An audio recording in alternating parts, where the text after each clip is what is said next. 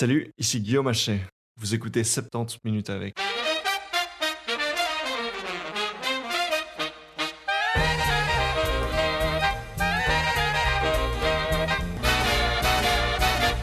Salut tout le monde. Tout d'abord, je tiens à dire que je suis vraiment navré pour tout le retard que j'ai pris dans la publication de l'épisode.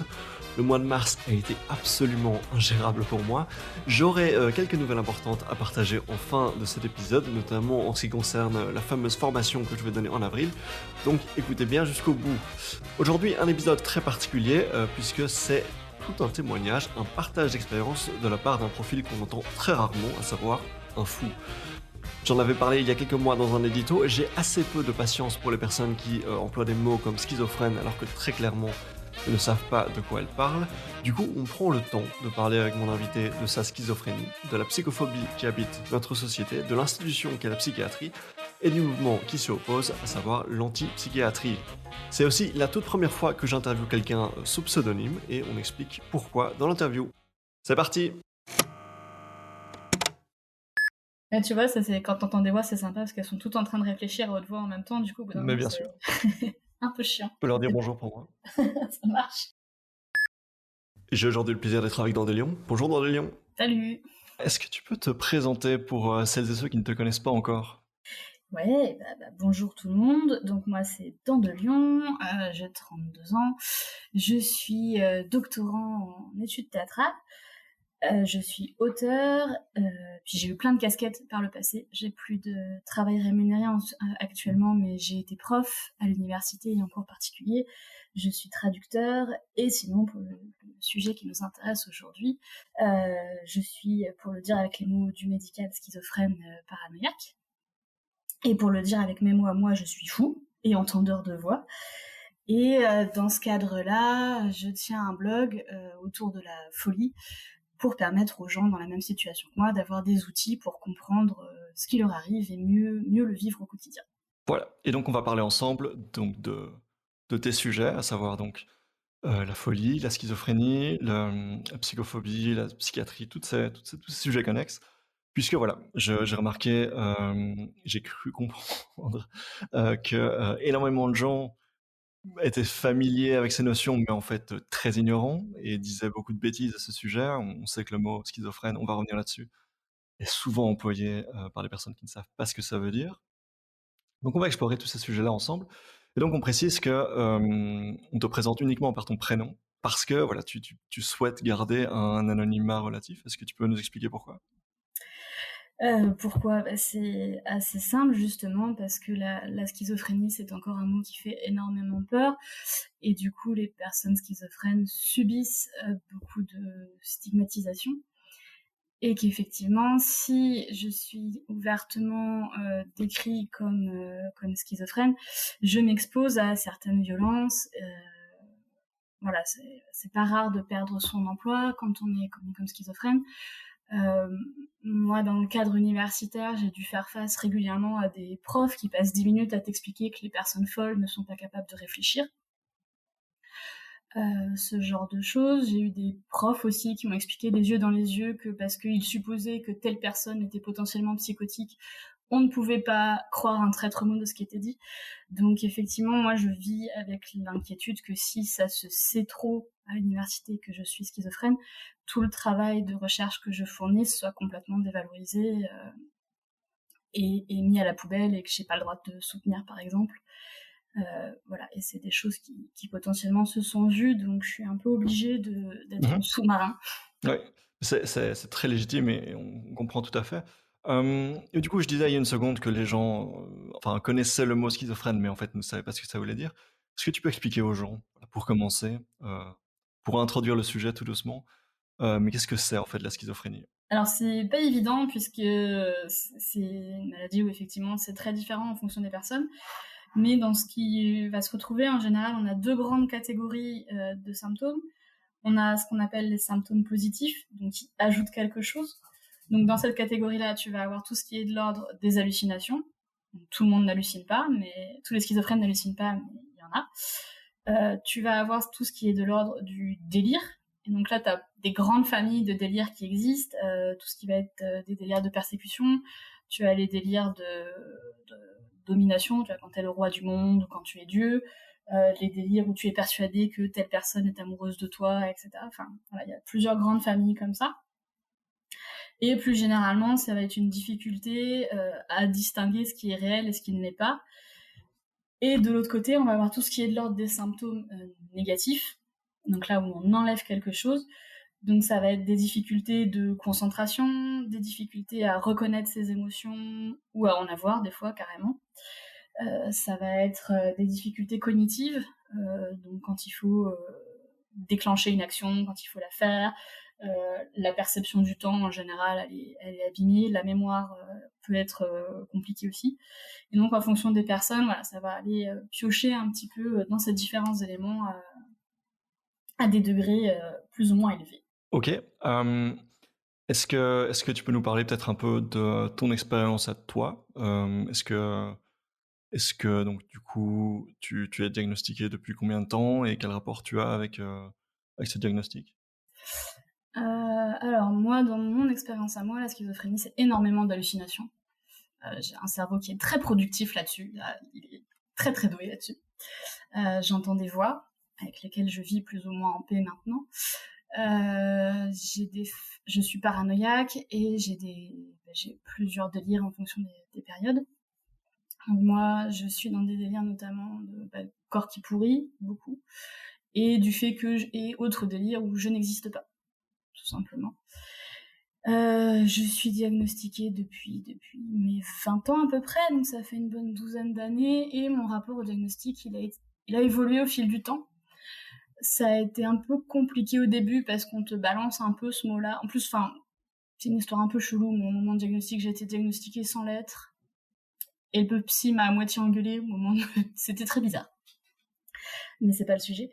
Ce sera le sujet après, hein, le rapport du corps médical à la folie de manière générale. Ouais. Mais on y arrivera dans un instant. C'est ça. On va essayer de pas tout embrouiller dès le début. Donc oui, j'ai été diagnostiquée sans que ça a été sous-entendu, mais on me l'a pas dit officiellement, mais très clairement ça a été fait dans mon dos, comme souvent de toute façon. Et donc au début c'était plutôt le coup de massue et un peu de déni aussi, et moi je ne supportais pas le fait que tout le monde me considérait comme malade.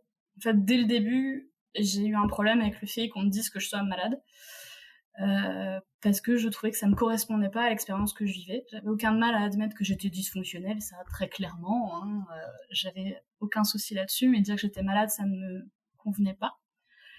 Et donc au fil du temps, donc au début il y a eu beaucoup de je mets ça sur le tapis, j'en parle pas aux gens avec qui je vis, parce que de toute façon, quand j'annonce que je suis schizophrène, c'est tu joues à la roulette russe, en fait, avec tes amis, avec tes relations amoureuses, etc. Et ça finit très souvent pas super bien en plus.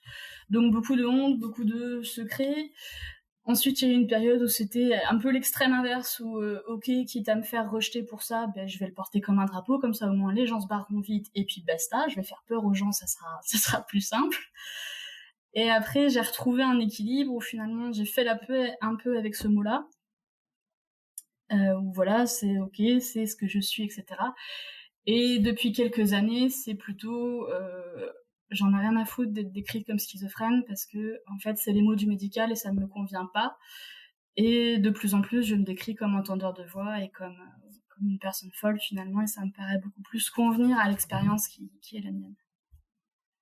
Voilà, une espèce de rapport comme ça un peu en dents de scie sur comment est-ce qu'on s'approprie cette identité-là, qui, comme tu le disais, il y a beaucoup de choses qui sont projetées dessus sans qu'on sache ce que c'est vraiment. Ouais. Donc c'est intéressant. Donc on peut explorer un peu les différents mots, les différents termes, et pourquoi il y en a certains que tu préfères à d'autres. Tu disais que tu avais beaucoup de mal au début avec le qualificatif de malade. Donc ça, c'est toujours le cas aujourd'hui? C'est toujours le cas aujourd'hui. Alors c'est pour le coup, c'est très personnel et c'est pas nécessairement une volonté politique ou quoi. C'est vraiment juste personnellement, je me suis jamais vécue comme malade. Comme malade mentale, ça n'a jamais semblé pour moi personnellement. Qu'est-ce que tu places dans ce mot-là? Qu'est-ce que ce mot-là contient, signifie pour toi? C'est difficile à dire. Je pense, en fait, il faudrait sans doute que tu poses la question à des gens qui le vivent comme une maladie mentale. Je pense qu'ils auraient une réponse bien plus pertinente que la mienne. Mais donc Euh, c'est un mot que tu fuis, donc c'est un mot avec lequel tu es mal à l'aise. euh, Euh, pour moi, personnellement, oui. Après, quand je parle en général, je l'utilise aussi, parce qu'il y a des gens qui se reconnaissent très bien dedans, donc ça me gêne pas de d'accord. l'utiliser par rapport à d'autres.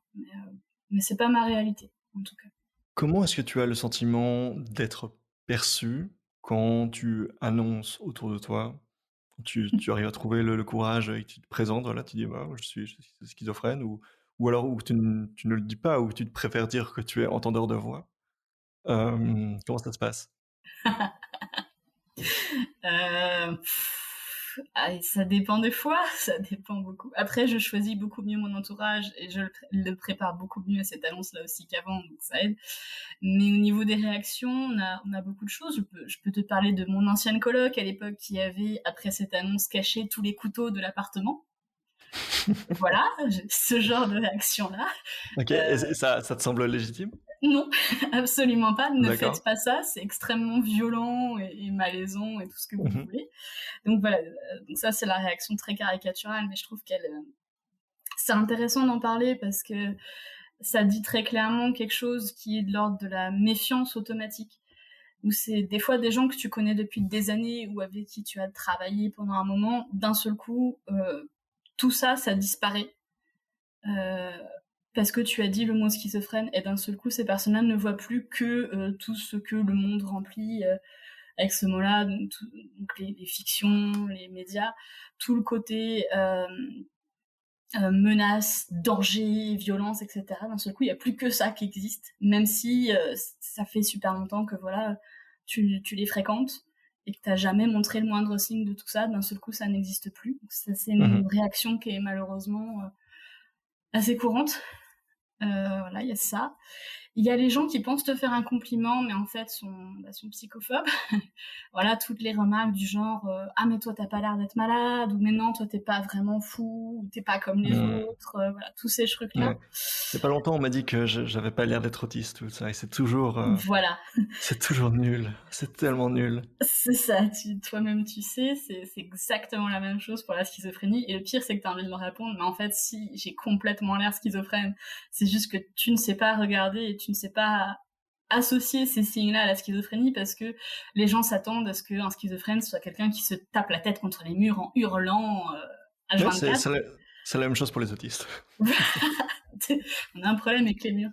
Alors que ça n'arrive que quand... Enfin, moi, ça m'arrive éventuellement quand je suis en crise, quoi. Et je suis pas en crise H24. Oui, oui, il y a j'ai eu des autistes dans ma vie qui, effectivement, se font violence et se tapent sur le Hein. mur, etc.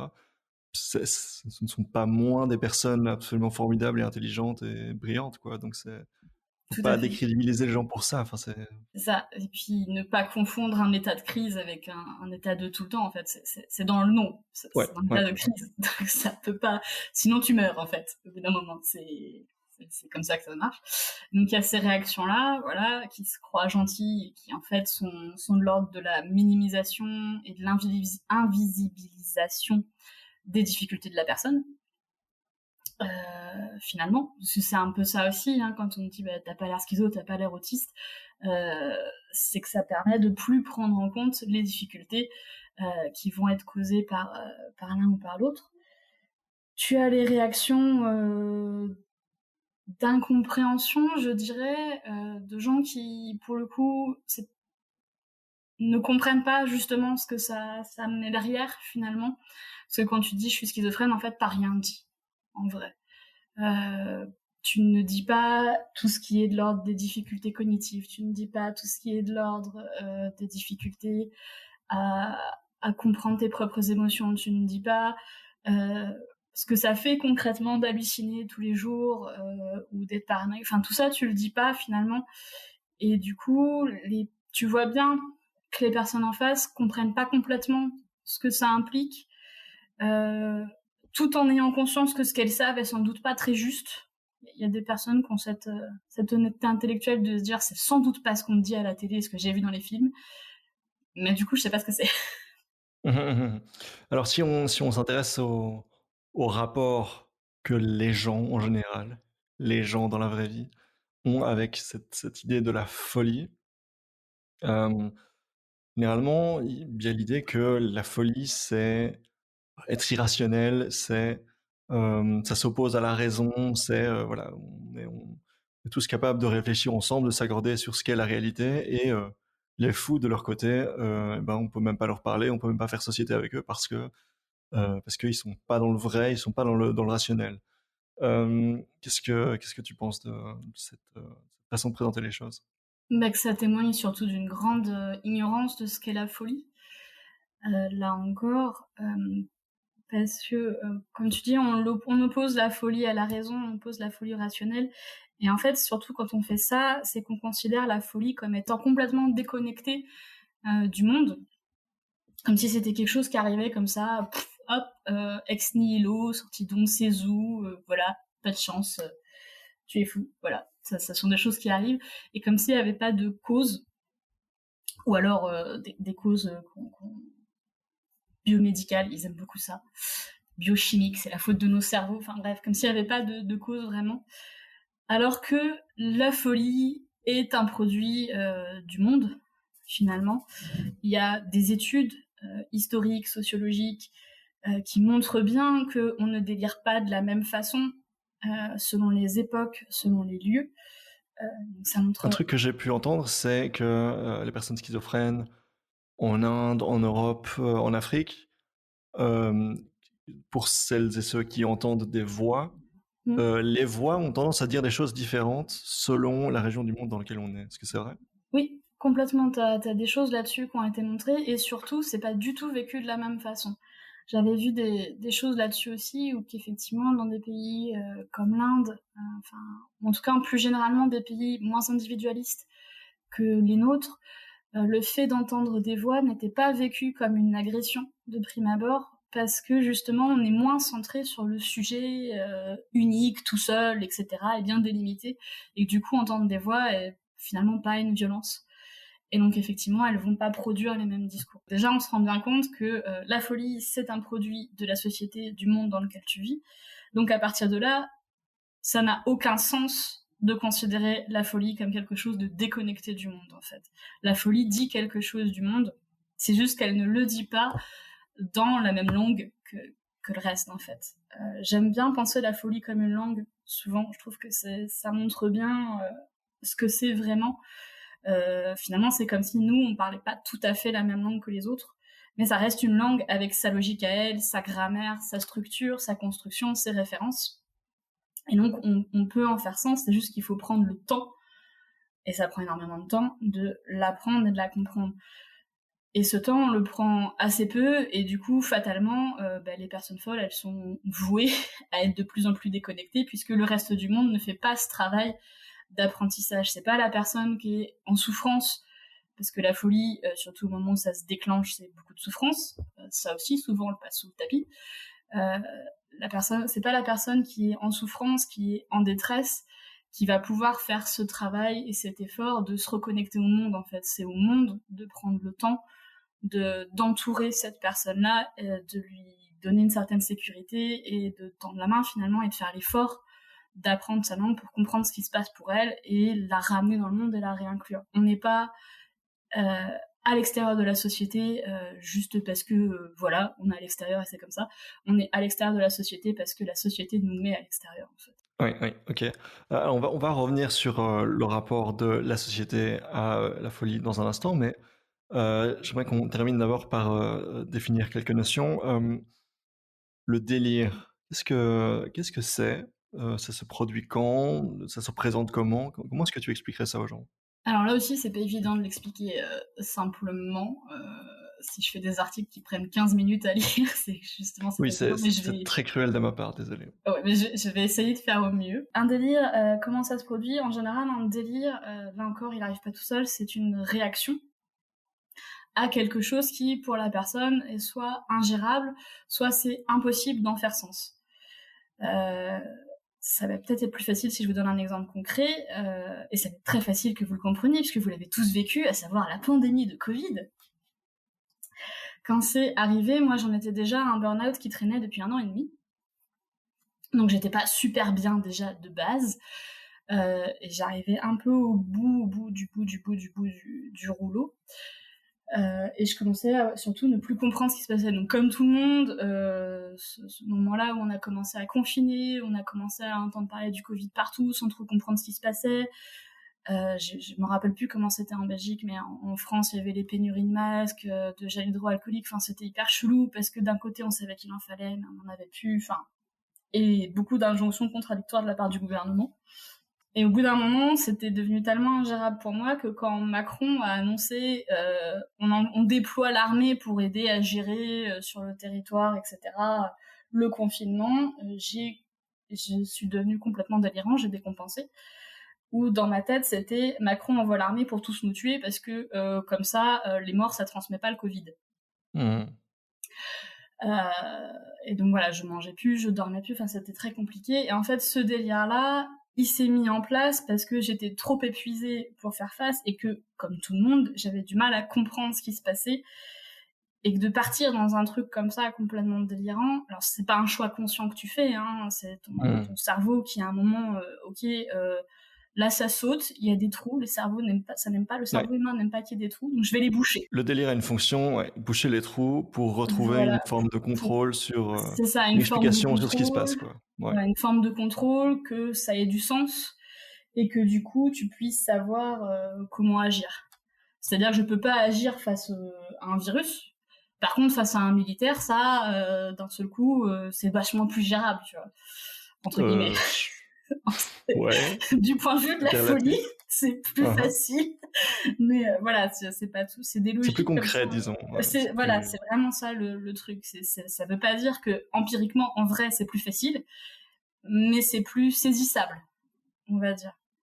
Tu vois, savoir comment réagir face à un être humain qui a une arme, etc. C'est quelque chose sur lequel tu peux avoir prise. Savoir comment réagir face à un truc qui est invisible, qui est hors de ton champ de compétences, parce que moi je suis pas biologiste, je suis pas épidémiologiste, ni virologue, ni rien de tout ça. Et en plus on me donne plein d'injonctions contradictoires dans tous les sens.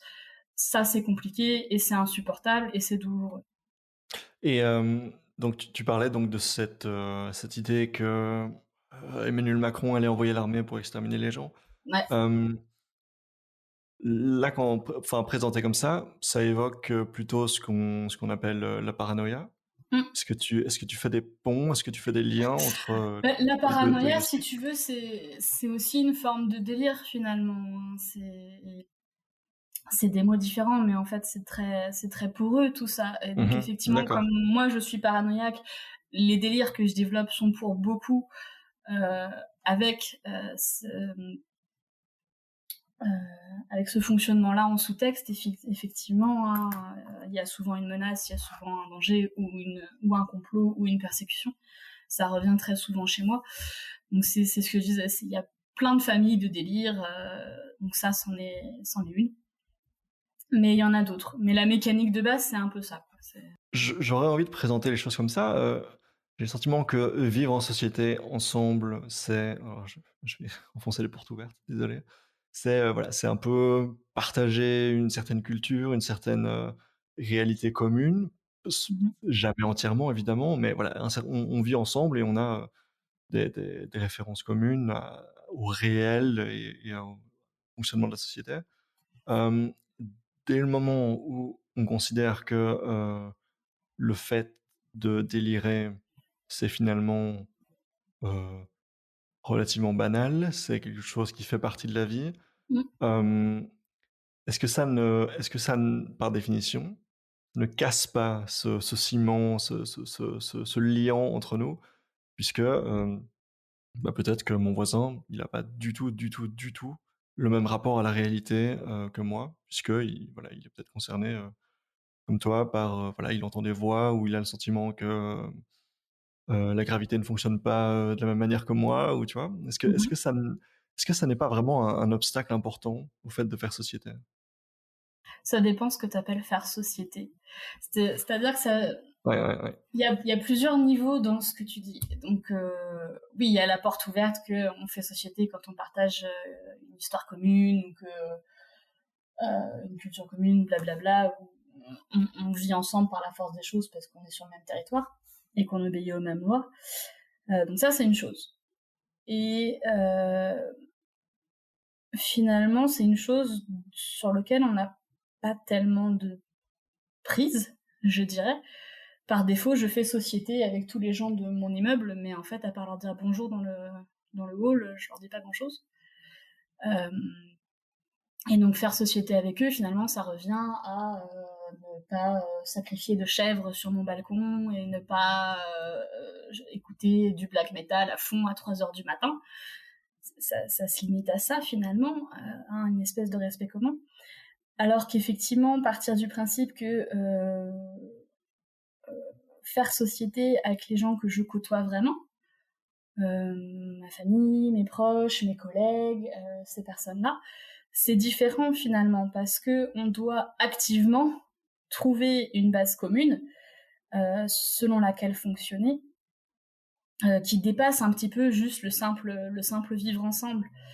Et donc ça, que la personne face à toi, elle soit folle ou pas, bah ça change rien finalement. Dans tous les cas, il faut faire ce travail de comment je peux fonctionner avec l'autre personne, soit parce que j'y suis obligée, soit parce que j'ai envie. Et dans tous les cas, c'est un vrai travail à faire en fait. Enfin, c'est une illusion de se dire qu'on fait société facilement. Non, jamais facilement. Jamais facilement. Je vais peut-être prendre un autre exemple parce que, bon, moi comme toi, je parle extrêmement peu aux autres gens dans ce building d'appartement. Mais voilà, si je reprends par exemple la situation de la pandémie, où là, faire société, ça voulait dire, bon, il y a un virus, au tout début, c'était le confinement, bon, il faut pas que le virus circule, on reste tous bien chez nous dans le but de... on s'accorde sur le fait qu'il y a cette règle, il y a cet intérêt commun, et on reste tous enfermés chez nous dans la mesure du possible. Si maintenant on ajoute à l'équation des personnes pour qui mais cette réalité-là mais n'existe pas du tout, et ce virus n'est pas considéré comme tel, ou que c'est considéré comme étant voilà, pour une raison, un délire, un fantasme, quoi, mais en fait non, il faut surtout pas rester enfermé chez nous. Voilà, ça pose de nouveau, ça semble être un obstacle, non? Qu'est-ce que t'en penses? En fait, c'est ça que j'essaie de t'expliquer, c'est qu'on est déjà de toute façon pas dans les mêmes réalités, en fait. De toute façon, c'est une illusion de croire qu'on partage tous une réalité. C'est une illusion à laquelle on s'accroche parce qu'effectivement, je pense que c'est trop compliqué. On vit dans un monde qui est devenu trop grand pour pouvoir accepter que c'est qu'une illusion, mais c'est qu'une illusion. C'est pour ça que est-ce qu'on peut faire société avec des personnes qui sont folles et qui sont délirantes? La réponse, elle est oui, puisque de toute façon, pour faire société, il faut pouvoir s'adapter à tous. Le principe d'une société, le principe d'un collectif, c'est d'inclure les gens, c'est censé protéger tout le monde. Et donc oui, on peut faire société avec des personnes qui vivent dans une réalité différente, puisque de toute façon, qu'on le veuille ou non, c'est déjà le cas. C'est juste que par contre, pour les personnes comme moi, pour les personnes folles, pour les personnes délirantes, c'est plus flagrant, on va dire. C'est sûr que quand j'explique que Macron envoie l'armée pour tuer tout le monde, bon, c'est peut-être un peu too much. Tu dis c'est plus flagrant, et en même temps, on a commencé l'interview et tu m'expliquais que tu étais un schizophrène sous-marin et que les gens ne te savaient pas, ne savaient pas que tu entendais des voix ou que tu avais occasionnellement des délires. Donc, finalement, ça s'est passé sans que les gens le sachent. Parce que, effectivement, dans mon cas, je fais partie des schizophrènes qui passent bien. Parce que j'arrive quand même à savoir à qui je peux dire quoi. Donc, effectivement, à mes collègues, parce qu'à l'époque, je travaillais encore, j'ai juste dit que j'étais en dépression suite à un burn-out et que je prenais un peu du recul, que la crise Covid m'avait achevé. J'ai juste dit ça, par exemple. Et effectivement, j'ai la chance que quand je me mette à délirer, ça soit rarement à un point où je peux pas m'empêcher de dire les choses. J'arrive toujours, j'ai peut-être l'avantage d'être paranoïaque, justement. J'ai un système de défense là-dessus qui est assez solide, où effectivement j'arrive toujours à cacher ça. Je pense que c'est ce qui m'a sauvée à l'époque face au psy et qui a fait que j'ai pas fini en hôpital psy. Qui effectivement, j'arrive à repérer ce qui est pas dans la bonne langue, si tu veux. J'arrive à savoir que ça, c'est la langue de la folie. Et du coup, on ne parle pas la langue de la folie avec ses collègues, on ne parle pas la langue de la folie devant un psy, on ne parle pas la langue de la folie avec qui que ce soit qui peut avoir du pouvoir sur moi, finalement. Et donc, j'arrive à le cacher. Est-ce qu'il y a une forme de communauté des personnes folles, des personnes schizophrènes, où voilà, vous partagez un sentiment d'appartenance? Est-ce que ça existe, ou bien est-ce que vous êtes tous dans votre coin? Alors ça existe. Internet a beaucoup aidé à ça. Ouais, j'imagine. Où effectivement, ça permet de trouver des gens comme nous, entre guillemets, et qui parlent la même langue, et à qui je peux dire ces choses-là, et même si elles sont pas dans le même délire, elles peuvent comprendre quand même, d'une certaine façon, ce que je vis. C'est pour ça que ta question sur est-ce qu'on peut faire société avec des personnes délirantes, peut-être j'arrive pas à y répondre correctement ou m'expliquer. Mais quand je vois qu'on arrive à faire communauté entre personnes folles qui sont dans des délires qui peuvent être très très différents, qui n'ont rien à voir les uns avec les autres, et qu'on arrive quand même à faire communauté, à trouver un socle commun, j'ai du mal à comprendre que ce soit pas possible pour les plus largement. Mais donc oui, il y a des choses qui peuvent se dire entre personnes folles qui ne peuvent pas se dire, je pense, avec des personnes non folles, pas parce que, enfin voilà, j'ai des proches qui sont pas fous et qui sont très capables de m'entendre, mais il y a toujours quelque chose qui échappe, je pense, et c'est pas le cas avec d'autres personnes folles. On arrive quand même plus facilement à retrouver comment se parler et la logique de ça. Parce que je pense, c'est sans doute lié aussi, je pense, tant qu'on l'a pas vécu, ce que les gens comprennent pas face à un délire, c'est que c'est pas quelque chose sur lequel on a prise, au sens où il suffit pas de se dire ceci est délirant pour que ça s'arrête, en fait. C'est-à-dire que même moi, au stade où j'en suis, où je parais très stable et où très en maîtrise, je suis capable de voir, tiens, je suis en train de devenir complètement délirant, mais en fait, c'est pas ça qui fait que ça s'arrête. Et des fois, tu te vois délirer complètement et tu peux pas arrêter et tu peux juste subir. Et ça, je pense que c'est compliqué pour les personnes non délirantes à comprendre que tu vois justement ce qu'on se disait au début sur l'opposition folie-raison, et qu'en fait tu peux faire les deux en même temps. Et ça, les personnes folles le comprennent. Alors du coup, t'auras peut-être pas forcément envie de répondre, mais est-ce que du coup là maintenant, il y a des choses que tu n'oserais pas, que tu n'aurais pas spontanément envie de me dire parce que je suis pas catalogué comme fou? Sans doute moins parce que t'es pas catalogué comme fou que parce que t'es en train d'enregistrer ça et que tu veux le diffuser en public. Ok. Donc, tu n'es pas tombé dans mon piège. Voilà, exactement. Je suis trop malin. Ok, bah une autre question alors. C'est un exemple de délire que tu donnais dans un de tes articles, et qui me semble vraiment bien illustrer ce que peut être un délire. Mais alors, enfin, c'est seulement si tu es d'accord pour en parler. Mais c'était la situation où tu avais le sentiment, tu avais l'impression d'avoir des pierres dans ton corps.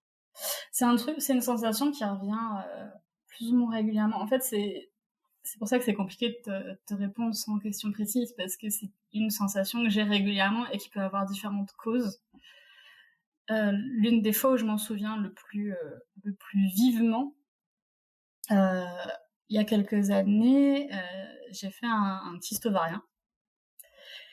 Et sauf que, comme souvent, j'ai traîné à me faire soigner pour diverses raisons. Et en fait, la douleur, au bout d'un moment, c'était vraiment ça. J'étais persuadée d'avoir des cailloux dans mon corps, etc. Au point que j'ai fait des crises psychotiques à devoir me retenir d'aller chercher un couteau de cuisine pour les en sortir, histoire de régler le problème.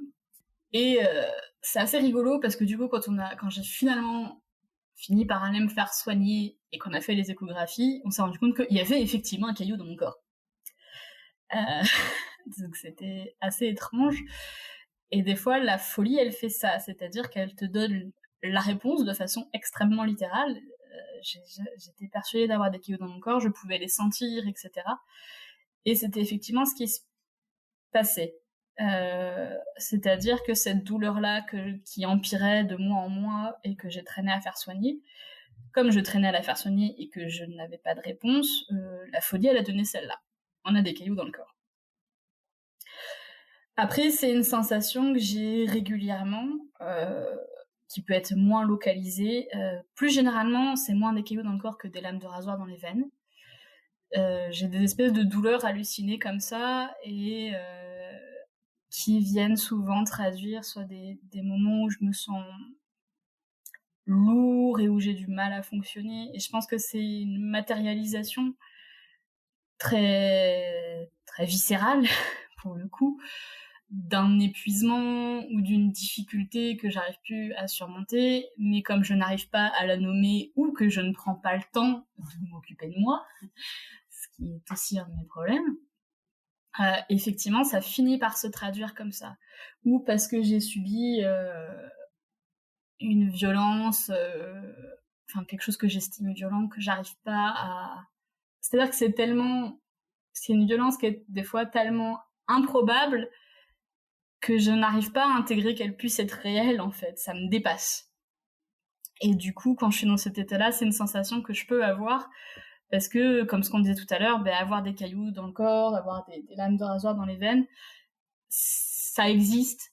C'est quelque chose qui, d'un seul coup, prend une forme et c'est compréhensible. Ça n'a pas de raison d'être là, chimiquement parlant, biologiquement parlant.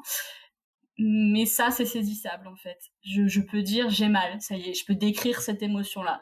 L'émotion, et ce que je ressens, c'est j'ai mal. Je souffre, j'ai mal, voilà. Et le délire permet d'avoir quelque chose, en tout cas, que je puisse saisir et autour duquel se rassembler. Le temps qu'après, je puisse être dans un état d'esprit où j'ai le temps de m'arrêter pour me dire, ok, en fait, il s'est passé ça, ça, ça, et c'est pour ça que je ressens ça, etc. Voilà, ça prend le relais, si tu veux. Tu reçois un signal de ton esprit, ton cerveau, tu as vraiment l'impression de percevoir quelque chose. Et puis tu dois vraiment avoir des réflexes, prendre une initiative pour remettre ça en question, ce qui doit être super dur, puisque moi, par exemple, je sais qu'il y a un micro devant moi, je sais que je suis en train de te parler. Si je dois arriver à remettre ça en question et me dire, mais en fait, peut-être que c'est le fruit de mon imagination, que Dandelion n'existe pas. Ouais. C'est assez Et violent. puis je te le confirme, en plus je n'existe pas, je ne suis qu'une histoire que vous vous racontez les uns après les autres. Donc c'est pas de chance pour toi là. Oui, c'est vrai que tu as cette impression-là aussi. Quelque chose que j'ai pu lire encore une fois dans tes articles, c'est, je cite, les fous, les folles sont un symptôme, une conséquence. Nous sommes ce que le monde produit à force de violence, de dysfonctionnement, de rejet, de violence. C'est écrit 2 fois violence. Bah, je devais trouver que c'est vachement violent le monde. Je me relis De pas violence, forcément toujours, donc des fois oui. d'injonctions contradictoires et d'incohérences. Donc oui, on parlait tout à l'heure du fait que c'était largement un produit sociétal. Est-ce que toi, tu peux nous parler, dans ton cas personnel, est-ce que tu as le sentiment que ta nature, fait d'entendre des voix, c'est le produit d'un monde violent? Est-ce que tu peux nous parler de ça? Oui, moi j'ai clairement cette sensation-là. C'est aussi quelque chose que je vois avec toutes les personnes folles que j'ai pu croiser, soit ponctuellement, soit sur le long terme. Et en fait, quand on prend conscience, tu le vois d'autant mieux que les moments où tu redeviens extrêmement délirant, où la folie elle reprend le pas, c'est là aussi souvent pas des moments sortis de nulle part. C'est-à-dire que je vois bien dans mon évolution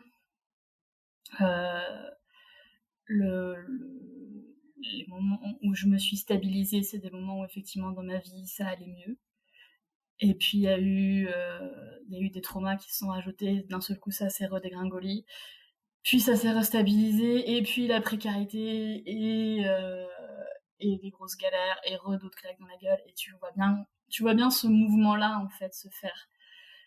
Quand tu commences à y réfléchir, tu vois bien que c'est pas juste ton cerveau qui au pif envoie des neurotransmetteurs n'importe comment. Tu vois bien quand même que c'est une réaction à des choses qui se passent autour de toi. Un exemple qui est intéressant, c'est le fait qu'aux États-Unis, les personnes afro-américaines ont 2 fois, 3 fois, 4 fois plus de chances d'être diagnostiquées psychotiques que les blancs. Donc, est-ce qu'il y a une notion d'intersectionnalité? Parce qu'on parlait voilà, de violence. Ouais. Est-ce qu'il y a une notion d'intersectionnalité qui fait que les personnes racisées vont être davantage concernées par la folie? Il y a complètement une notion d'intersectionnalité, puisque déjà, les personnes non blanches sont effectivement plus exposées à la violence, puisque là, on est dans un monde qui est systémiquement raciste. Donc, plus exposées à la violence, plus exposées à la pauvreté, plus exposées à la précarité, et donc à ce genre de situations qui produisent des maladies mentales, qui produisent de la folie. Donc déjà, il y a ça, effectivement, ce fait-là, que ce sont des populations qui sont bien plus fragiles face à tout ça, plus fragilisées plutôt, je devrais dire, face à tout ça. Et tu as aussi, s'il y a ce surdiagnostic, c'est parce que dans l'imaginaire, la schizophrénie est associée à la violence, y compris chez nos amis les psychiatres, même s'ils se défendront du contraire, et que les personnes non blanches, et notamment les personnes noires, sont elles aussi présumées violentes, quoi qu'elles fassent, en fait. Donc il y a ces choses comme ça qui se mêlent et qui produisent ce surdiagnostic. Et je crois que j'avais vu, par contre, à l'inverse, j'ai pas les chiffres en tête, mais à l'inverse, les populations noires sont sous-diagnostiquées au niveau de la dépression et de l'autisme, par exemple. Parce qu'on considère que voilà, c'est un truc de blanc, elles peuvent pas ressentir ça, etc. Ouais, ça me semble très crédible, en effet. Un truc dont moi je me souviens, puisqu'on parlait des États-Unis, c'est que quand je suis passé, c'était en 2017, je passais pendant quelques jours à San Francisco. Et donc c'est une ville assez particulière, puisque elle, c'est, c'est, c'est, la Californie est considérée comme étant relativement à gauche aux États-Unis, tout est relatif. Euh, et donc ils ont des programmes importants en termes de, enfin, importants, relativement importants pour des Américains vis-à-vis des personnes sans domicile fixe. Et donc, il y a beaucoup de villes américaines qui ont chargé des bus entiers pour envoyer tout leur SDF en Californie et à San Francisco en particulier. Et donc, quand je suis arrivé là, en fait, oui, il y a vraiment des quartiers qui sont remplis, remplis, remplis. Quand tu marches dans le Tenderloin la nuit, les rues sont remplies de SDF. Beaucoup de consommation d'héroïne en pleine journée, comme ça, dans la rue. Et un autre truc qu'on voit, et qui, je dois le confesser, m'avait mis assez mal à l'aise, c'est voilà, des gens qui se parlent tout seuls, qui ont clairement, voilà, qui semblent en tout cas avoir une conversation avec une autre personne dans leur tête. C'est quelque chose qui est assez inquiétant.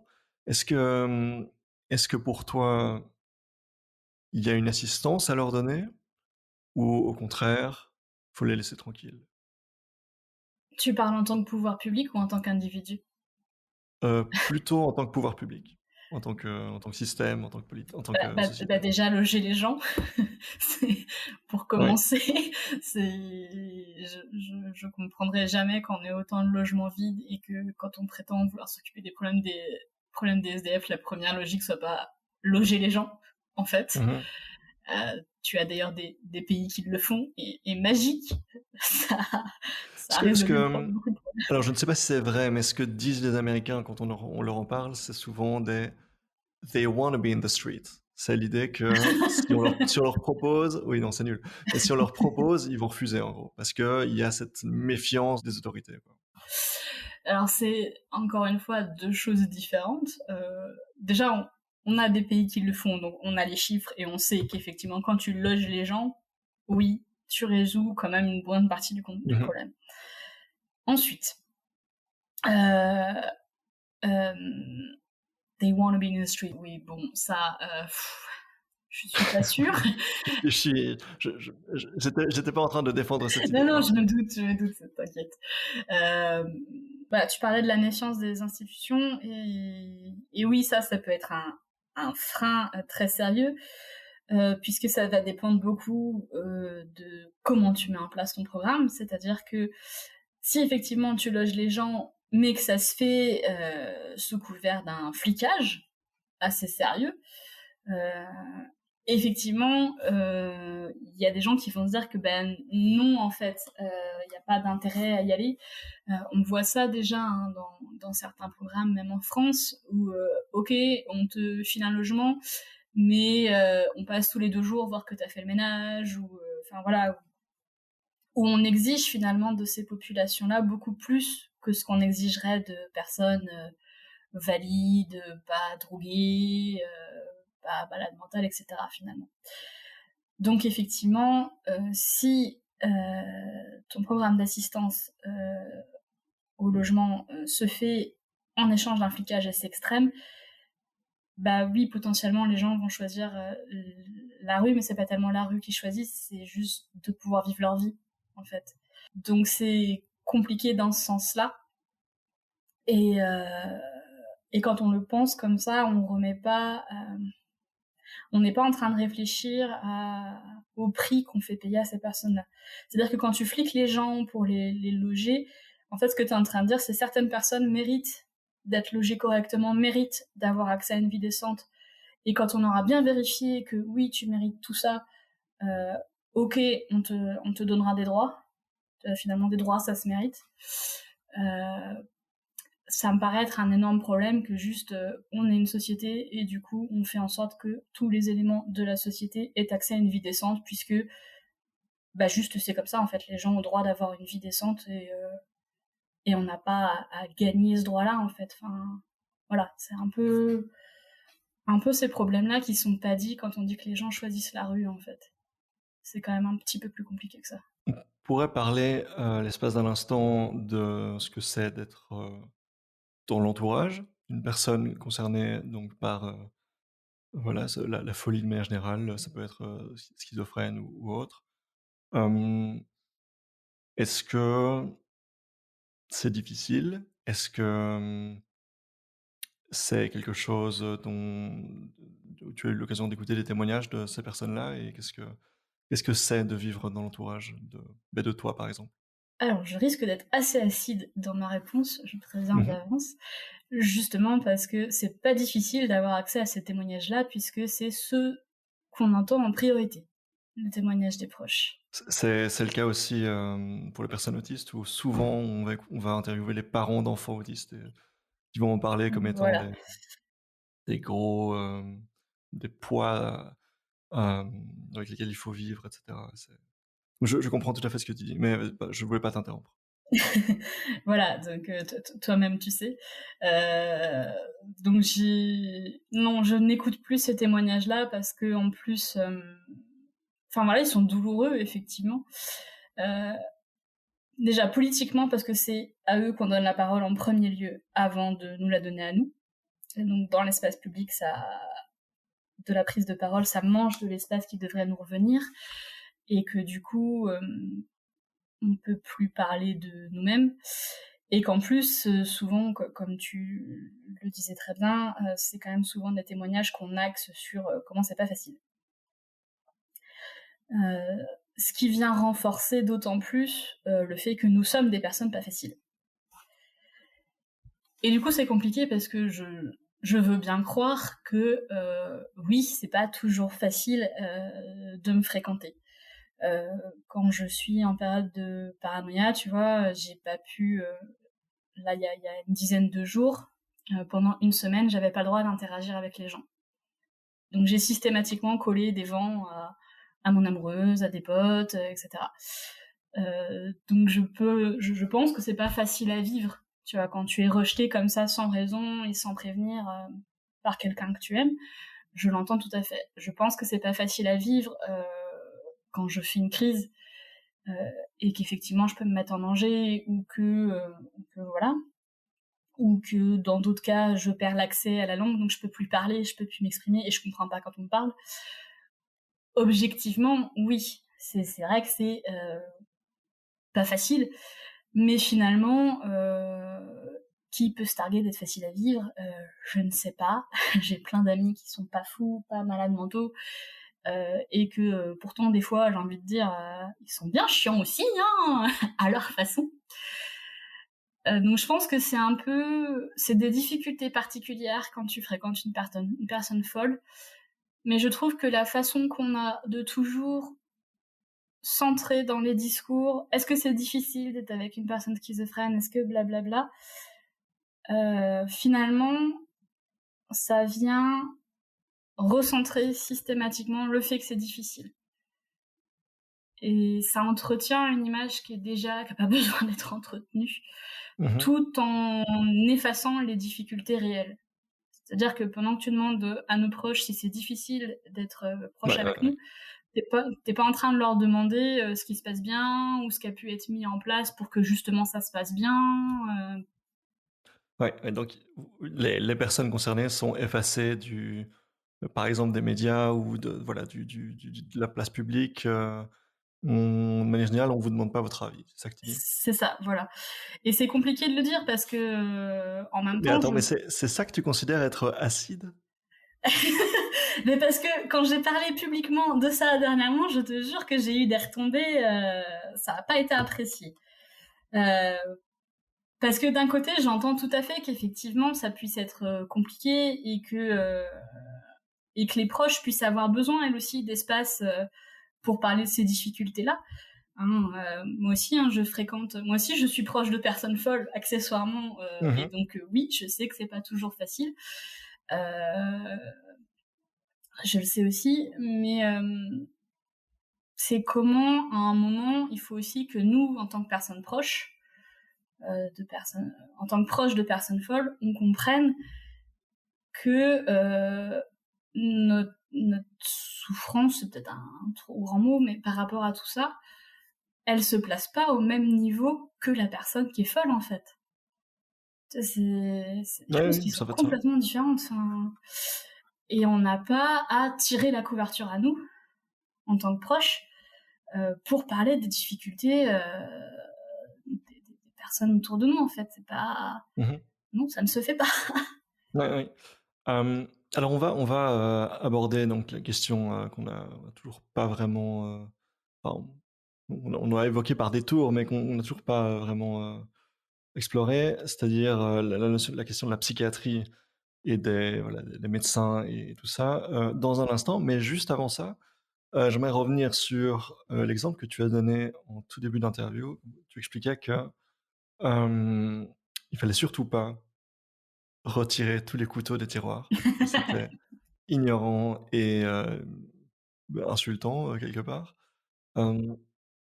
Est-ce que tu peux nous expliquer en quoi une personne qui est paranoïaque, qui a très peur, qui peut développer des peurs, des pensées complotistes vis-à-vis de son ou sa colocataire, t'as expliqué que tu as pu occasionnellement être un danger pour toi-même. En quoi est-ce que l'idée que une personne avec un profil comme celui-là soit un danger pour autrui, en quoi est-ce que c'est une notion problématique? Elle est problématique parce qu'en général, c'est la pensée par défaut. C'est-à-dire que pour en revenir à cette histoire de ma coloc, je n'avais aucune pensée comme quoi elle allait m'agresser, etc., et que donc il fallait que je me défende. C'est elle qui a présumé, à partir du moment où j'ai dit que j'étais schizophrène, que j'étais dangereux.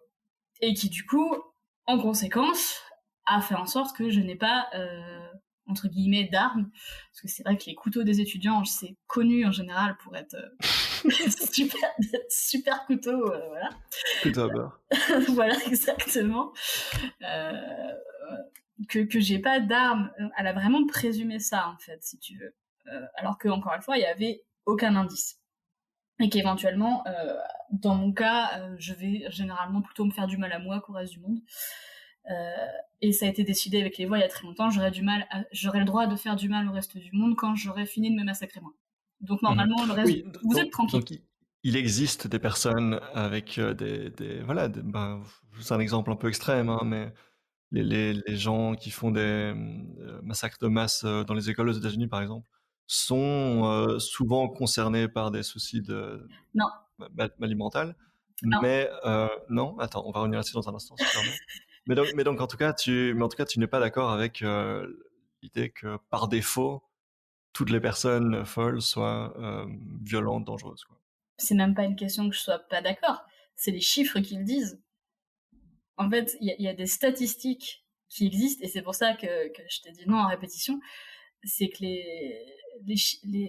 les études le montrent très clairement. Les personnes folles sont bien plus sujettes de violence que leur cause. Voilà, j'ai plus les chiffres en tête, mais c'est assez énorme. Et Ouais, quand c'est vrai qu'on en parle peu. Ouais.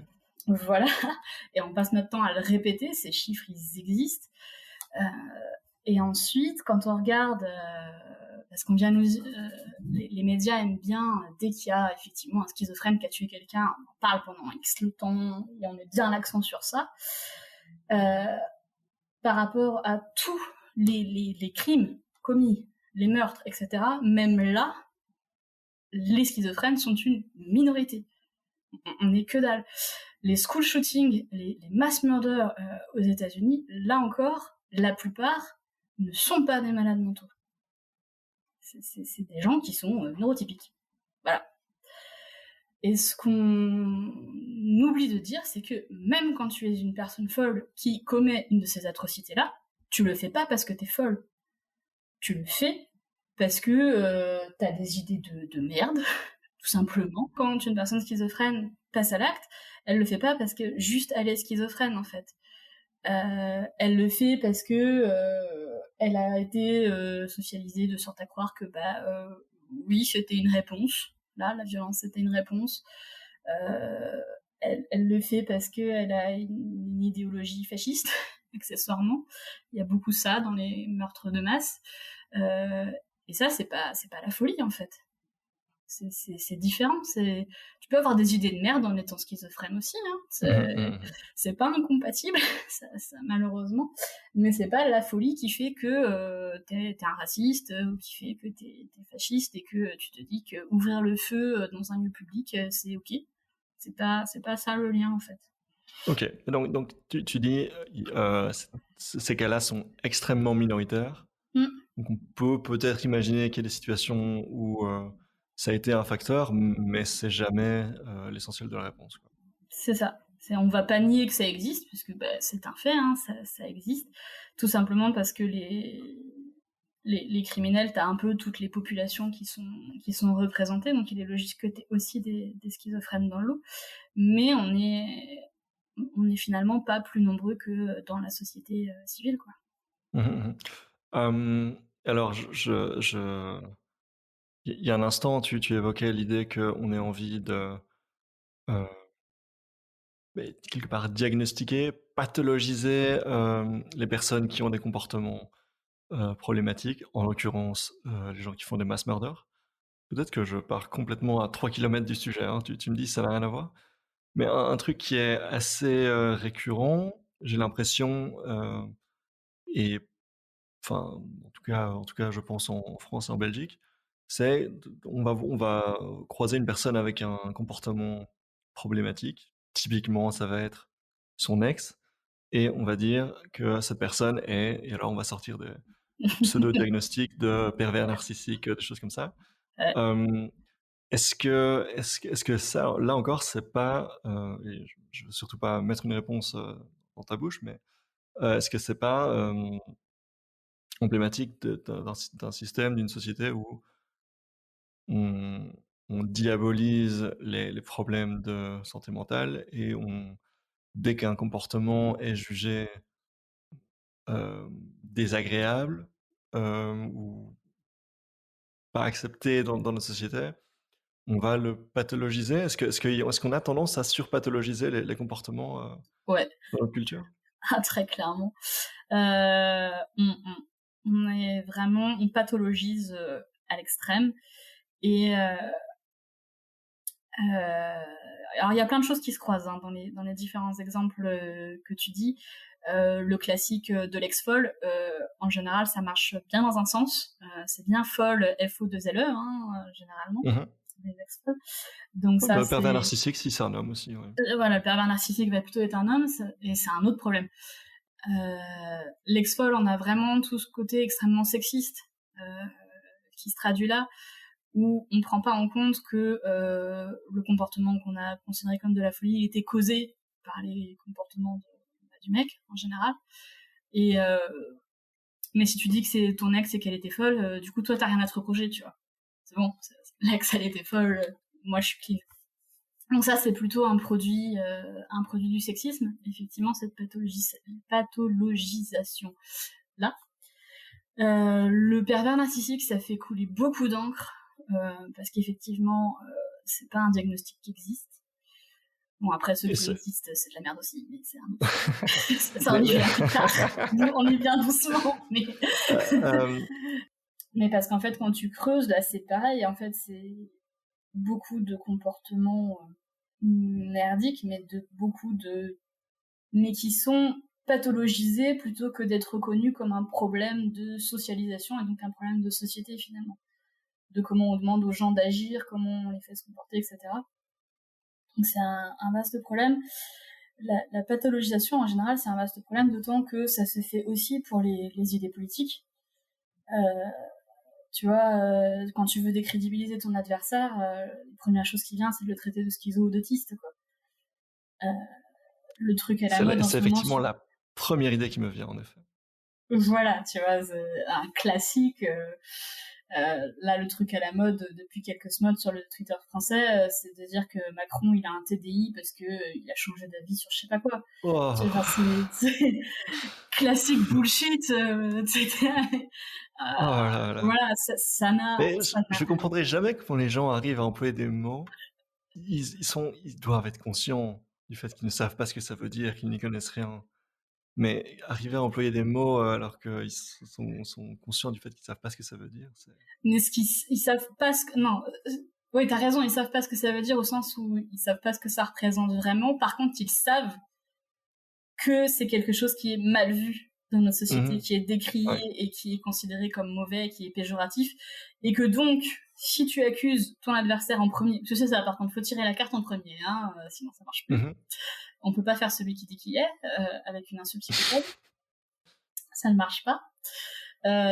Voilà, si t'arrives à tirer cette carte-là en premier, t'as décrédibilisé ton adversaire, justement, parce que comme on le disait au début, on est considérés comme des gens qui ne pouvons pas réfléchir, qui ne pouvons pas appartenir à la société, qui ne pouvons pas y apporter quoi que ce soit, et qui du coup ne peuvent pas produire un avis mesuré, pertinent, intéressant, etc. Et donc t'as ça pour les personnes publiques, mais faut savoir aussi que du coup la pathologisation des idées politiques, ça se fait aussi à notre niveau, c'est-à-dire que justement si une personne folle, une personne malade mentale commence à dire peut-être que quand même les institutions ça craint, ça nous maltraite, etc. Les soignants vont dire ah ouais mais vous dites ça parce que vous êtes dans le déni ou parce que vous êtes paranoïaque, etc. Tu vois, c'est pas des vraies idées, c'est nous qui délirons. Ça marche aussi dans ce sens-là. Alors j'avais promis qu'on terminerait en parlant de psychiatrie, d'antipsychiatrie. Comment est-ce que tu as le sentiment d'être perçu par, par exemple, les personnes qui t'ont diagnostiqué? Alors ça date, et puis surtout j'ai fait en sorte de plus être confrontée à la psychiatrie depuis. Mais à l'époque, donc j'avais 20 ans tout juste, je me suis sentie extrêmement infantilisée. Avec cette sensation que si je les laissais faire, parce que moi à l'époque, pour remettre dans le contexte, donc j'étais suivie par un psychiatre qui a décidé, donc c'était pendant une année où j'étais revenue chez mes parents parce que j'étais vraiment plus en état de faire des études ni de vivre tout seul, enfin j'avais complètement pété les plombs. Donc pendant un an j'ai vécu chez mes parents comme ça. Donc j'étais suivie par un psychiatre qui a décidé que je devrais aller passer une demi-journée par semaine en hôpital de jour. Donc je sais pas si vous avez ce truc-là en Belgique. Comment décrire les hôpitaux de jour? C'est un peu une garderie géante pour adultes. Le but du jeu, officiellement, c'est de te socialiser, c'est-à-dire que tu gardes un lien, tu vois, que tu sois pas trop replié sur toi-même.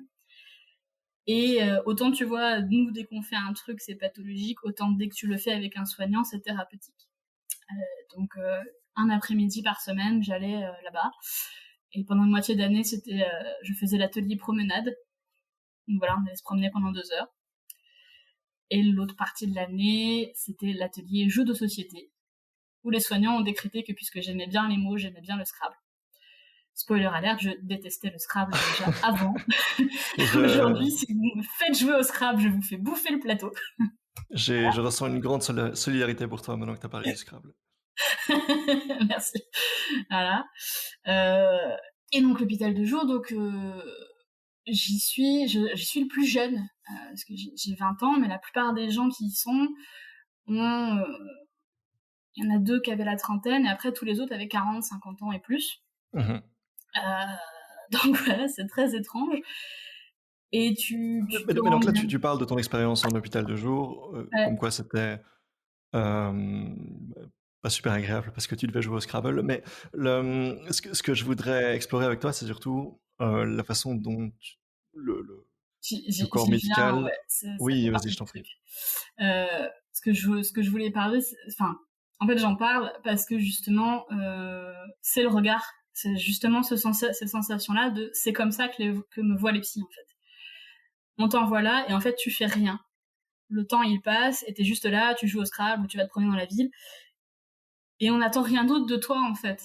Et on ne t'ouvre aucune autre porte, et tu sens bien que les soignants ne voient pas d'autre avenir pour toi que tu viens la semaine prochaine. Il y a cette sensation d'impasse et d'infantilisation, mais sur tout, parce que du coup, je devais fêter mes 20 ans, et ils se sont tous mis, ah ben on va faire le menu ensemble et tout. Bah non, je t'ai rien demandé, en fait. Voilà, puis pas d'alcool, etc. Enfin, t'as vraiment cette espèce de truc très collant. Infantilisant, ouais. Voilà, hyper infantilisant. Et là, c'est vraiment ça, le regard qu'avaient les soignants sur moi à cette époque-là, c'était cette sensation-là. T'es infantilisé et on ne voit pas d'avenir pour toi de toute façon. Et tu vas juste être coulé dans cette espèce de truc-là où t'es sage et où le temps passe. Mais tu n'es pas tout seul renfermé, alors c'est mieux. Maintenant, si on parle alors de l'autre aspect de la question, qui est, et on n'en a pas parlé depuis le début, et je suis certain que beaucoup de gens sont surpris et se demandent, mais est-ce que Dandelion prend des médicaments? Non. Oui, implicitement, on avait compris que non.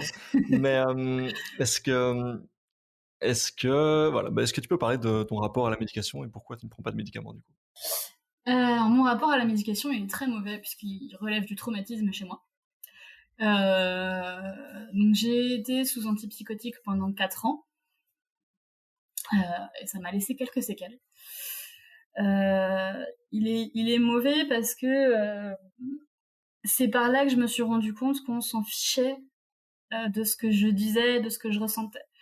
C'est-à-dire qu'à la toute base, c'est ma médecin qui me les a prescrits en premier lieu. Elle était vraiment partie sur une idée que c'est ponctuel, le temps que je reprenne pied, etc. Et donc, tant que ça a été elle qui gérait ça, ça a été effectivement ponctuel. Pendant 1 an et demi, j'étais sous traitement plusieurs mois, on arrêtait, et je repartais après en crise, etc. Et on a vraiment géré comme ça. Et quand je suis passée chez le psychiatre, déjà, on a augmenté les doses régulièrement. Là où c'était drôle, c'est que plus je disais que ça me rendait malade, plus on augmentait les doses. Ironiquement, plus on augmentait les doses, plus je faisais de crise. Mais du coup, leur réponse était de continuer à augmenter les doses. Je disais donc que ça me rendait malade et personne m'a cru, en fait. Personne m'a écouté. Donc on est encore dans une situation d'infantilisation, du coup. C'est de l'infantilisation, et c'est vraiment ce côté nous on sait. Et si toi tu oses critiquer le traitement, c'est que tu es en déni de ta maladie, en fait. Oui. Alors, juste, est-ce que Bon, alors je crois comprendre, hein, en écoutant le témoignage, que c'est loin d'être une situation isolée, ce que tu nous racontes. Euh, Inversement, est-ce qu'on pourrait imaginer qu'il y a des médecins compétents qui sont à l'écoute de leurs patients, leurs patientes, et qui vont du coup ne pas infantiliser leurs patients, être à leur écoute, et alors atteindre un scénario où on trouve voilà, une situation confortable pour le patient et où la médication sert à quelque chose, ou bien est-ce que la médication, ça n'est jamais pour le confort de la personne concernée et toujours plutôt pour celui de la société, des médecins, de l'entourage? Qu'est-ce que... Alors là encore, c'est une question complexe. Je vais essayer de répondre au mieux. La légende raconte que oui, ce type de soignant existe. Mais alors, personnes... j'en ai pas parlé quand je t'ai envoyé l'invitation, mais j'ai interviewé il y a 2 ans, je crois, un docteur, un psychiatre qui travaille justement principalement avec des personnes schizophrènes. Et bon, évidemment, je n'ai pas parlé avec ses patients, mais voilà, le discours qu'il tenait me semblait pas trop... oh, je retire ce pas trop, ne semblait pas du tout méprisant, réifiant, infantilisant, et voilà, il avait plutôt l'air de défendre des valeurs qui me semblaient assez humaines, mais je veux bien croire que ce soit rare. Alors, je vais pas parler pour cette personne parce que j'ai pas pu Ouais. écouter cette interview puisque je veux pas juger, puis je veux pas te mettre en porte-à-faux non plus. Mais c'est compliqué. C'est-à-dire, la particularité de la psychophobie, et notamment dans la psychiatrie, et ce qu'il faut bien comprendre, c'est que pour beaucoup, nos soignants n'ont pas l'impression de nous infantiliser ou de décider pour nous. Mon psychiatre, si tu veux, c'était quand même... J'étais pas non plus tombée sur quelqu'un de spécialement maltraitant, ni rien, en fait. Il essayait plutôt de m'écouter. Par contre, il avait cette certitude qu'il savait mieux et qu'effectivement, si je tenais ce discours-là, c'est parce que voilà, c'était propre à ma folie et que si on avait le bon traitement, ça allait passer.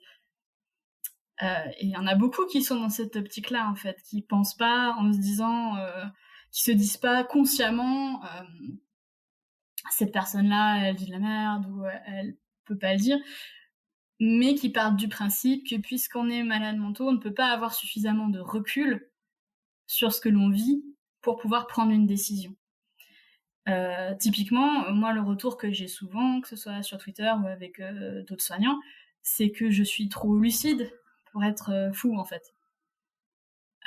Et c'est un truc que les gens ont beaucoup, au point que je connais des gens qui ont effectivement dû simuler des crises devant un psy pour avoir le droit d'être pris au sérieux et d'être soigné correctement. Ouais, donc, quand tu dis ça, ça fait écho aux personnes autistes qui sont pas pris comme telles et qui, du coup, au moment d'avoir une chance de peut-être, parce que pour certains, pour nombre d'entre nous, on cherche un diagnostic pour obtenir les aides. Et alors, effectivement, il y a ce truc où on va se forcer à regarder par terre pour avoir l'air autiste ou juste comme ça. Donc, il y a ce truc, effectivement. Où tu accentues des côtés, des traits caricaturaux que t'as pas, mais qui correspondent. Voilà. Donc, il y a ça aussi de notre côté. Donc, il y a ce problème-là, déjà de base. Autre problème qui vient se rajouter, c'est que même si on part du principe que les antipsychotiques peuvent être effectivement utiles à un moment donné pour une personne, le truc, c'est que c'est censé être ponctuel. C'est des traitements qui sont censés être ponctuels.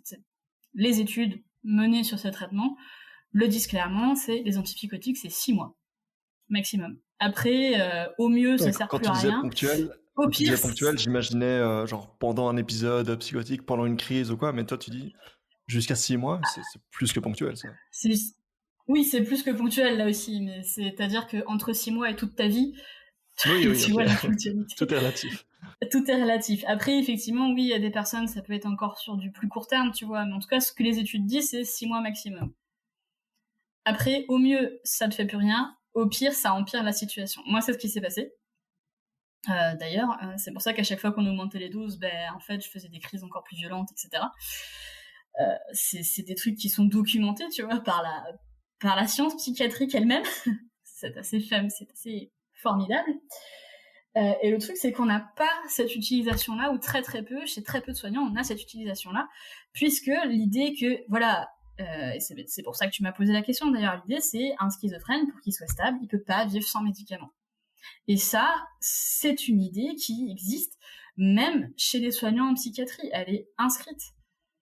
Et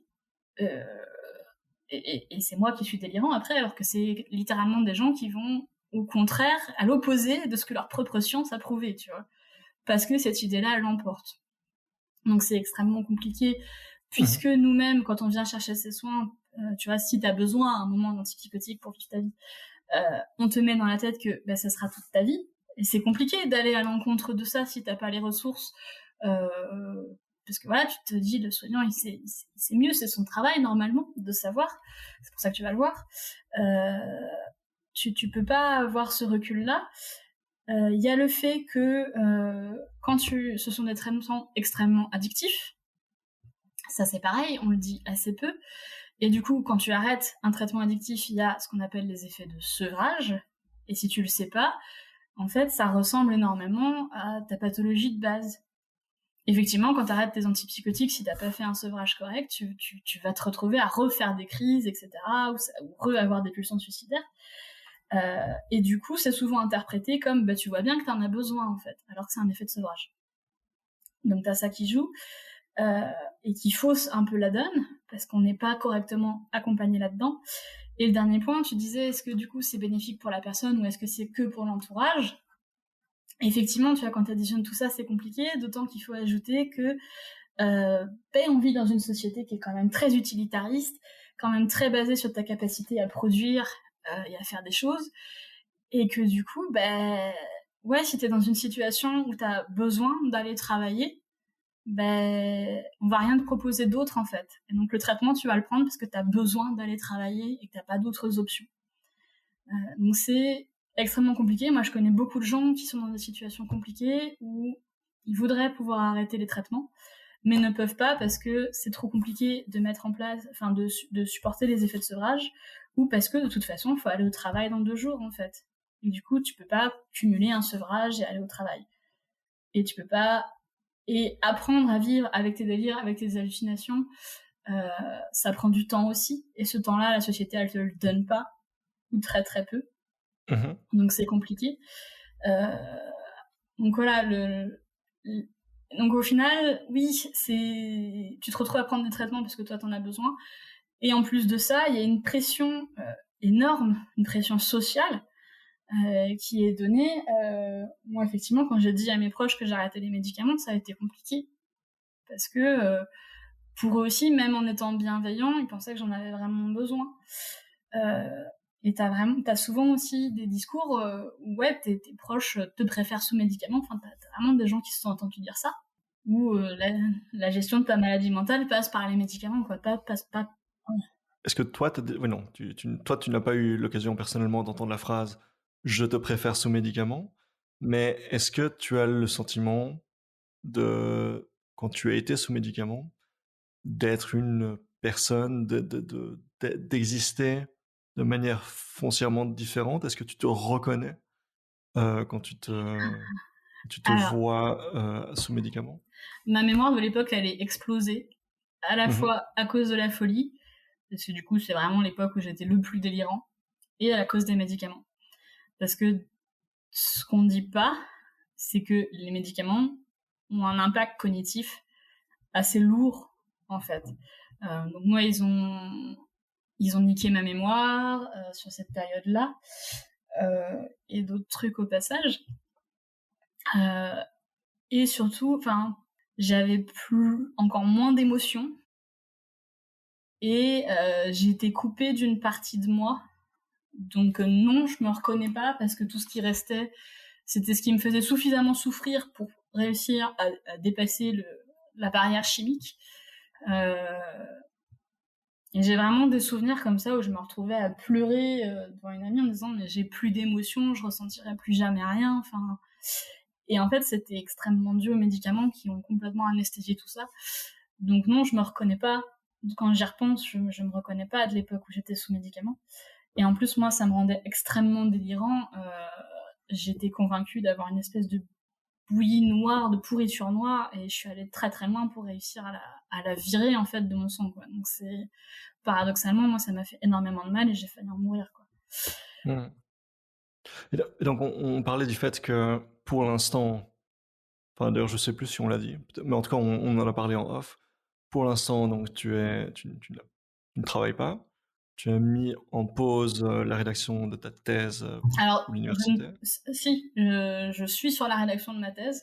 Ok, Je n'ai pardon. plus de travail salarié. On va le dire Ok, comme ça. ok. Euh, donc, si on imagine ta vie, c'est toujours difficile, hein, mais dans quelques années, quand il sera sans doute mieux de percevoir un salaire, euh, est-ce que ça va être un challenge pour toi ou est-ce que tu sens que tu vas pouvoir y arriver de le faire donc sans médicaments? Alors, sans médicaments, oui, c'est pas la difficulté parce que ça fait plus de 10 ans maintenant, moi, que j'ai arrêté et j'ai toujours Mhm. réussi jusque-là à éviter. Même si j'ai régulièrement recroisé des médecins qui avaient décrété que ça résoudrait tous mes problèmes depuis. Euh, donc ça, c'est pas le sans médicaments qui sera une difficulté. La question que je me pose moi pour l'après-thèse, c'est effectivement dans quelles conditions je peux aller travailler pour que ça se passe bien, en fait. Et ça, la réponse, elle est pas évidente puisque les domaines dans lesquels je peux travailler sont des domaines qui sont en train de se faire détruire et surprécariser. Du coup, c'est pas évident de se projeter. Je sais la différence par rapport à il y a quelques années, c'est que je sais maintenant que je suis handicapée, qu'il faut que je le prenne en compte. C'est une réalisation qui est relativement récente dans mon parcours et que je peux pas travailler plus d'un mi-temps par semaine, par exemple. Euh, donc c'est comment je fais pour orchestrer tout ça. Ça, j'ai pas encore la réponse. Mais c'est un problème pour le mois du futur après la soutenance. Ouais, un problème pour le toit du futur. C'est ça. Mais donc voilà, on sent que ça va être une question importante et ouais, à laquelle tu n'as pas encore la réponse. Est-ce que, donc on a largement dépassé les 70 minutes, comme tu le vois. Est-ce que il reste un sujet que tu voudrais aborder? Oui, au final, on n'a pas eu le temps de parler d'antipsychiatrie à proprement parler. Ah, bah oui, je me disais bien qu'il manquait quelque chose. Oui, bah vas-y, explique-nous. Voilà, en quelques mots, puisque comme tu l'as dit, on a déjà très largement dépassé le temps. L'idée de l'antipsychiatrie, c'est finalement de se débarrasser de l'institution psychiatrique comme elle est, puisque finalement, c'est de se rendre compte que le système psychiatrique est un système de contrôle plus qu'un système de soins. C'est un système qui vise la normalisation de l'individu et non pas son bien-être. Ce sont deux choses qui sont souvent très très différentes. Et du coup, ce que les militants anti-psychiatrie visent, c'est plutôt d'avoir des systèmes de paix et danse, mais alors pas encore comme ce qui existe aujourd'hui, hein, c'est encore très insuffisant, mais où on aurait des vrais lieux de repos, des vrais groupes communautaires qui puissent permettre de prendre en compte les difficultés des individus et de leur donner un peu tout ce qu'on a pu évoquer, à savoir le temps, pour comprendre comment ça fonctionne, hein, quand tu es autiste, quand tu es schizophrène, comment tu fonctionnes, te donner ce temps-là, te donner les ressources de fonctionner en tant que toi, et non pas en tant que toi qui serais suffisamment normalisé pour pouvoir rentrer dans les rouages de la société capitaliste et productiviste. Euh, voilà, et d'avoir des vraies solidarités comme ça, mais ça demande aussi un changement de société assez profond, on va dire. Et donc l'antipsychiatrie n'est pas refuser de soigner et d'aider les gens, contrairement à ce qu'on me dit régulièrement. C'est une autre façon de le faire, et c'est de le faire réellement en prenant la personne en compte, Mhm. et non pas en cherchant à la casser pour qu'elle rentre dans un moule. Et est-ce que tu dirais que dans les personnes qui t'accompagnent, parce que j'imagine que tu as une psy ou un psy, est-ce que dans les personnes qui t'accompagnent, tu retrouves un système qui te plaît? Est-ce que tu es satisfait à ce niveau-là ou est-ce que tu cherches encore? Donc moi j'ai une psychologue, mais ce que j'aimerais vraiment, c'est de pouvoir vraiment avoir ce que je disais, des lieux de repos, puisqu'il y a des fois où je vais vraiment très, très mal, tu vois? Ce qu'on disait tout à l'heure, le début de la pandémie, le premier confinement, j'ai eu la chance de pouvoir rentrer chez mes parents, mais j'ai frôlé l'internement, sous contrainte. Et donc ce dont moi j'aurais besoin, c'est effectivement d'avoir des lieux où tu vas un jour, 2 jours, tu pètes ton câble dans un endroit qui soit un minimum. Non mais c'est vraiment ça, c'est-à-dire que il y a un moment, tu peux pas éviter de faire ta crise en fait, tu peux pas éviter la décompensation. Mmh. Et du coup, l'idée, ce serait de pouvoir mettre en place des stratégies de damage control et de pouvoir faire cette crise-là, cette décompensation-là dans un lieu où tu serais vraiment à l'abri et où si tu pètes ta pile, et ben après tu vas pas être attaché dans une chambre d'isolement Mmh. surmédicamenté et tout en fait. Des fois il y a besoin en fait que le système explose pour pouvoir repartir. Et donc on a besoin de lieux où on pourrait où ça pourrait se faire et où du coup après éventuellement voilà, si tu t'es mutilé, on t'aide à te soigner, on vérifie qu'il n'y a pas trop de dégâts, on voit avec toi quoi faire pour que tu repartes à peu près sainement, etc. Enfin, voilà, juste ça. Et pas d'être dans un truc qui perd de contrôle plus. Enfin, voilà, c'est pas idéal, quoi. Très bien. Mais merci beaucoup, Dandelion. Ouais. On espère que le message est passé et que les autorités, sont très inspirées en t'écoutant. On y croit. Ouais. Est-ce qu'il y a un endroit où les auditeurs et les auditrices peuvent te retrouver et te lire? Sur mon Twitter, ça semble le plus efficace. Ouais, je vais mettre le lien alors en description. Voilà, sur mon Twitter et puis sur mon Medium, où c'est là que j'écris régulièrement. Super. Et donc tu écris principalement au sujet de la folie, la psychophobie et les sujets qu'on a abordés aujourd'hui. Voilà. Très bien. Mais merci beaucoup et on se retrouve alors dans 2 semaines pour un prochain épisode. Au revoir. Au revoir.